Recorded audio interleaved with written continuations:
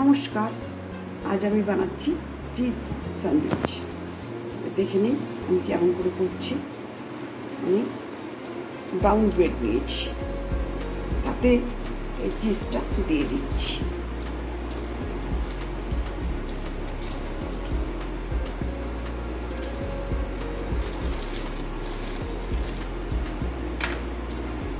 এতে শসা দিচ্ছি।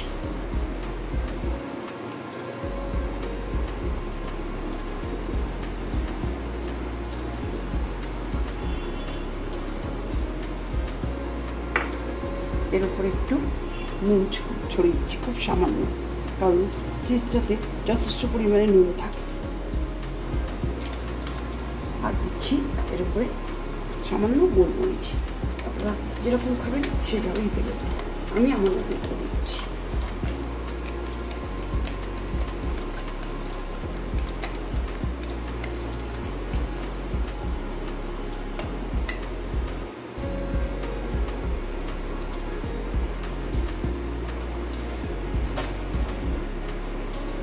আমি আমুল কোম্পানির চিজ ব্যবহার করছি।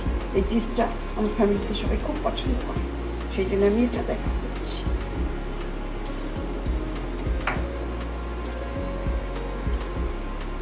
হঠাৎ আমার এইটা আজকে খেতে ইচ্ছা করলো, তাই আপনাদের সঙ্গে একটু শেয়ার করছি।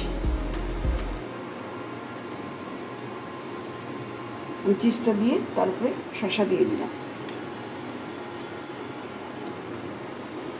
একটু অল্প করে নুন ছিটিয়ে দিচ্ছি, আর পেপার দিয়ে দিচ্ছি। আপনারা চাইলে এর সঙ্গে টমেটো দিতে পারেন, টমেটো দিলে ভালোই লাগে। আমার টমেটোটা দিতে ইচ্ছা করছে না, তাই আমি দিলাম না। ব্রেডের উপরে আমি দিয়ে দিচ্ছি একটা করে ব্রেড। তাহলে দেখুন আমি স্যান্ডউইচ মেকারে স্যান্ডউইচগুলো বসিয়ে দিচ্ছি।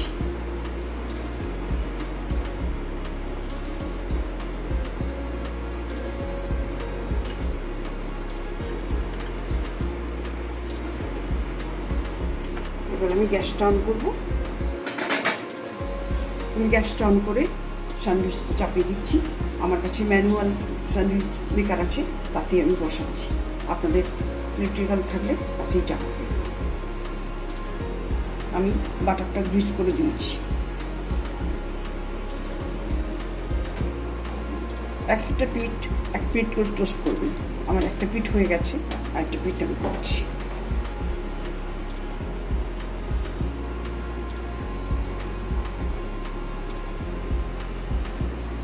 এইটা আপনার অফিস স্কুলের টিফিনেও যতটা ভালো লাগে খেতে, তেমন বাড়িতে আমরা ব্রেকফাস্টে বা সন্ধ্যেবেলা ইভিনিং মিলেও আমরা এটা খেতে খুব ভালোবাসি।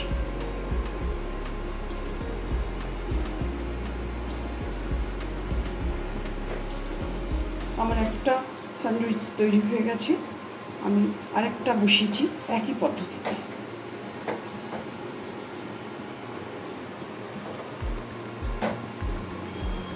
এক একটা পিঠ 1 মিনিট করে টোস্ট করবেন।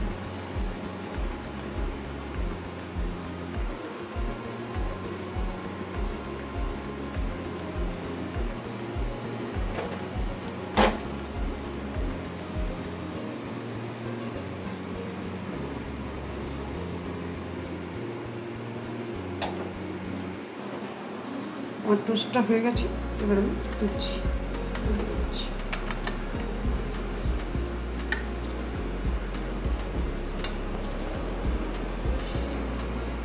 তাহলে দেখুন হয়ে গেল আমার চিজ স্যান্ডউইচ। এটা আমি ব্রাউন ব্রেড দিয়ে করেছি, আপনারাও ব্রাউন ব্রেড দিয়ে করবেন। আর আমি সস দিয়ে সার্ভ করেছি। তাহলে অফিসের, স্কুলের টিফিনে, সন্ধ্যেবেলার জলখাবারে, ব্রেকফাস্টেও এইভাবে করে খেতে পারেন, খুবই ভালো লাগবে। আমাদের তো ভীষণই ভালো লাগে, আমি প্রায় এটা করে খাই। আপনাদের যদি ভালো লেগে থাকে তাহলে কমেন্টস করবেন।